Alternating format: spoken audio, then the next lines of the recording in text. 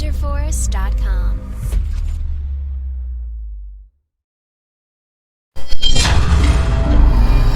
Gabon, Afrique. Manifeste d'appel à la mobilisation de la conscience noire. Texte fondateur de la déclaration de l'ère chamite-inuamite. Objectifs principaux. Déconstruire les valeurs autodestructrices apportées par la colonisation. Transformer la vision du colonisé et du néo-colonisé pour favoriser son élévation irréversible et totale. Éveiller la conscience noire et la restituer au détriment de la conscience blanche qui constitue un bien mal acquis. Réhabilitation et restauration du personnage de Cham, fils de Noé. Atteindre le développement des mentalités des populations d'ascendance chamite. Adoption du chamisme comme ligne politique officielle. Instauration du chamisme d'État et républicain. Pendant plus de 3000 ans, l'homme noir a été maltraité, vendu comme esclave et dispersé aux quatre coins du globe. Aux temps les plus obscurs de l'histoire de l'humanité, les descendants de Cham et de Canaan ont été victimes d'une colonisation barbare ou brute qui a abouti à l'abolition de l'esclavage puis aux années d'indépendance des nations africaines. Durant tout ce temps, notre peuple a accepté sa condition, se soumettant naturellement au sort, à la domination coloniale à travers l'invasion des corps étrangers dans ses organisations. La subordination de l'homme noir face aux grands colons d'Occident, par l'adoption de ses valeurs souvent mal apprises, ses codes délibérément occultés, ses règles quelque peu incomprises, ses lois mal transposées, son ambition démesurée, ses réactions disproportionnées, son autorité illégitime et ses pouvoirs génocidaires, semblaient sans limite.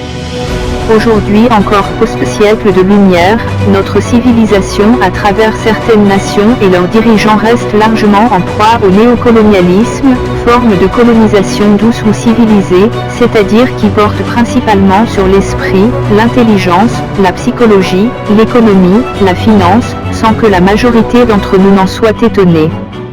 Pire, il en a parmi nous qui semblent bien s'y accommoder, considérant que cela est un préalable au développement des nations africaines, et l'un des principaux leviers de la croissance économique des pays du Sud dirigés par les bailleurs de fonds du Nord. Aujourd'hui encore, il est évident que les nombreux abus et mauvais traitements, dont les populations africaines étaient victimes depuis plusieurs générations, sous l'impulsion de doctrines impérialistes sont des réalités difficilement contestables.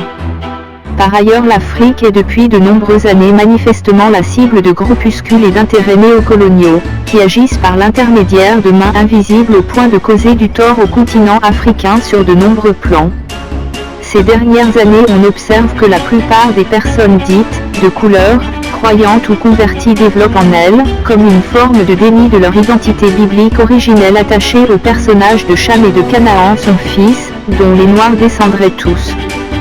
Cette identité originelle est délaissée, voire abandonnée au profit de l'identité sémite, indo-européenne ou japhétite, donc asiatique.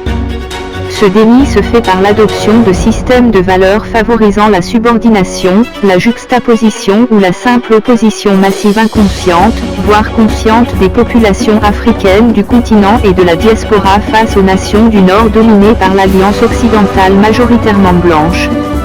En outre, faire des Chamites des fils adoptifs des Sémites, signifie que les descendants de Canaan, donc le peuple noir, est semblable à un peuple bâtard que les ancêtres naturels selon la Sainte Bible, Cham et Canaan, auraient délibérément et de manière malveillante donné naissance et abandonné dans la nature, en se volatilisant dans les méandres de l'histoire de l'Ancien et du Nouveau Testament. Notons que ce phénomène est très probablement dû à une approche informelle et illusoire des Saintes Écritures, dont les différentes interprétations occidentales ont été organisées de manière à noircir le personnage de Cham et à blanchir Sem et Japheth devant Noé, fidèle serviteur de Dieu.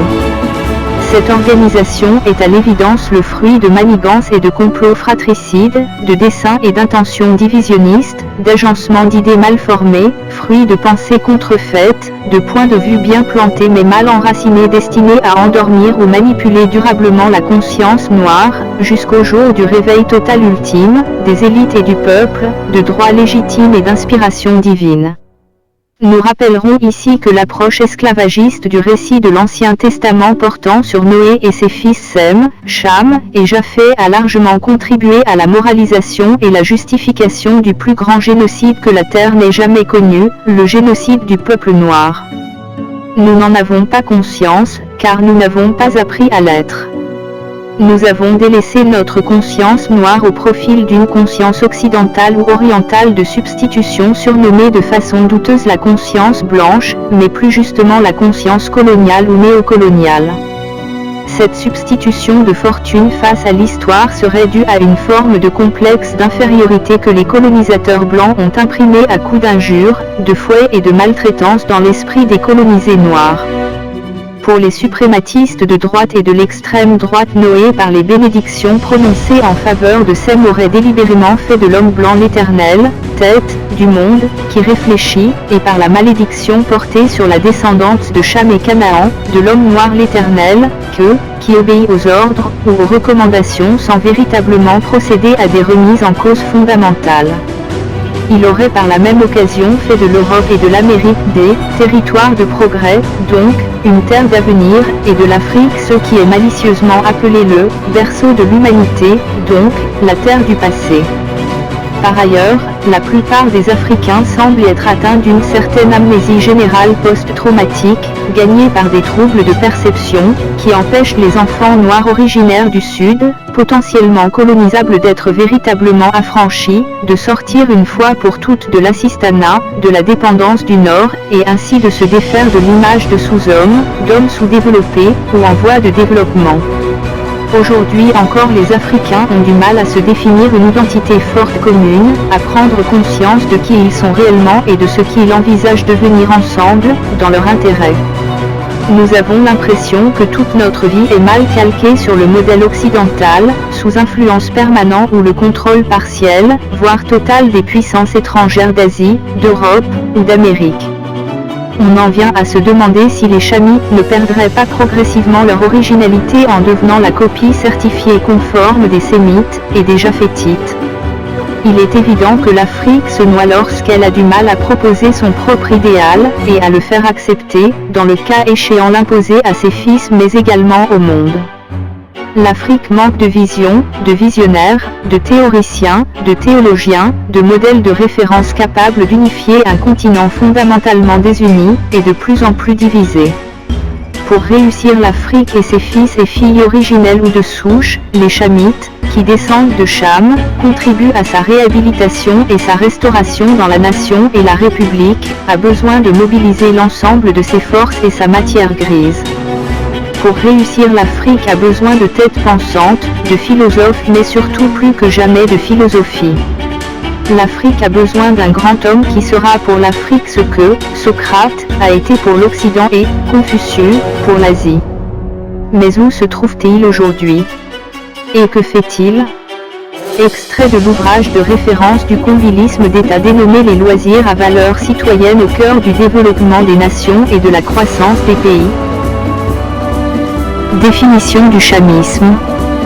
Doctrine cusite selon laquelle le réveil, la renaissance et le progrès des nations africaines qui descendraient en grande partie de Cham, fils de Noé, passent par la restauration et la réhabilitation officielle de ce personnage par ses descendants naturels.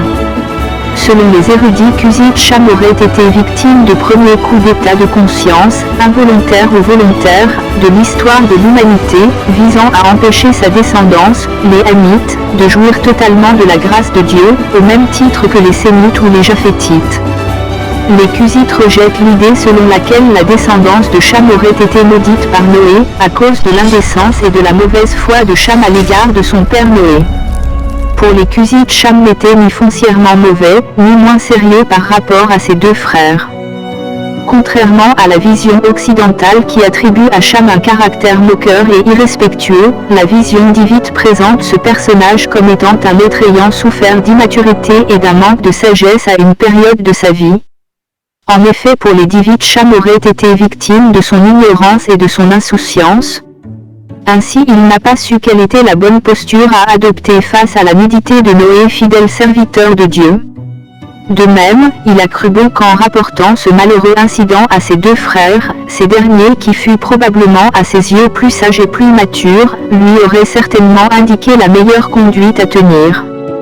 Mais il n'en a pas été ainsi, car à défaut de lui inviter à se repentir et de lui enseigner la bonne attitude à adopter dans ce cas précis, ils ont tiré la situation à leur avantage en se précipitant vers Noé afin de couvrir eux-mêmes sa nudité.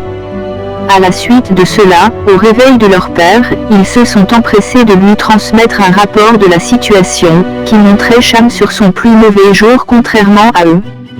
Ce rapport a manifestement poussé Noé à agir selon la chair, en la faveur de la descendance de Sem et Japheth, et au détriment de la lignée de Cham. Ainsi, Canaan comme tout le reste de la postérité de Cham sont tombés en disgrâce devant le patriarche du second ordre mondial Noé. Selon les Cusites, les descendants de Cham sont considérés comme des dommages collatéraux d'une malédiction patriarcale déclarée sous l'effet de la colère. Le personnage de Noé est considéré par les Cusites comme celui qui a l'aube du second ordre mondial, qui correspond à l'ère post-diluvien jusqu'à la fin du Nouveau Testament, établit pour la première fois le premier système de discrimination du genre humain reposant sur la race charnelle. Ce système aux yeux des érudits cusites a influencé les anti-hémites modernes et contemporains de façon négative, en les inspirant la création de concepts raciaux abominables tels la traître négrière, la colonisation, la néocolonisation, l'apartheid et le racisme qui sont toujours d'actualité. Toutefois pour les Cusites, toute la lignée de Cham aurait obtenu le salut, avec la mort de Jésus-Christ sur la croix de Golgotha comme le reste de l'humanité. Ils ont donc ainsi, au-delà des mauvaises déclarations à leur encontre, été lavés et blanchis il y a plus de 2000 ans par Jésus-Christ. Le Messie, en réalisant la prophétie des oins de l'Éternel, a montré la voie aux Hémites repentis et aux nouveaux convertis en Christ. Les Cusites croient qu'en montrant la voie du pardon aux Hémites en particulier et à l'humanité en général, le Christ a brisé définitivement le principe de supériorité raciale instauré par Noé en la faveur des descendants de Sem et Japheth. De même, le Christ a confirmé l'existence d'une race spirituelle inférieure à l'homme appelée race de vipères. Cette dernière pour les peuples d'Ivite est à l'origine de nombreux maux dans le monde des vivants. C'est pourquoi la race de vipères incarnée par une entité satanique, démoniaque ou diabolique, est en vérité le principal ennemi de l'homme, depuis le temps d'Adam et Ève, à nos jours jusqu'à la fin du monde.